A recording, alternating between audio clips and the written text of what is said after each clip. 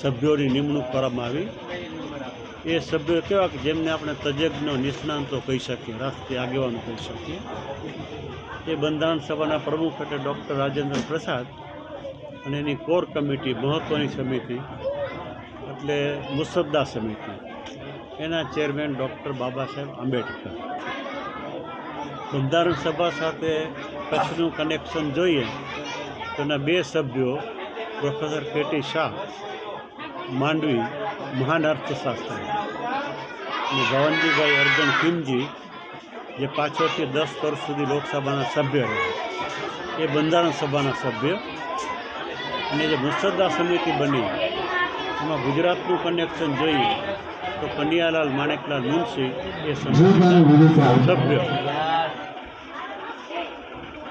બાબા સાહેબ આંબેડકરે દુનિયાના 60 જેટલા દેશોના બંધારણોનો અભ્યાસ કર્યો।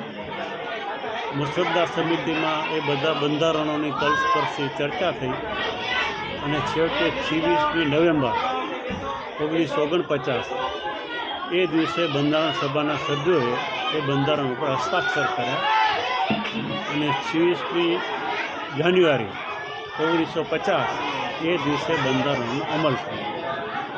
અને આ દેશમાં પ્રજાસત્તાક શાસન વ્યવસ્થા એ પોલિટિકલ સિસ્ટમ આપણે સ્વીકારી અને મતાધિકાર દ્વારા આ દેશના નાગરિકોને આ દેશનું સાર્વભૌમત્વ સોંપવામાં આવ્યું।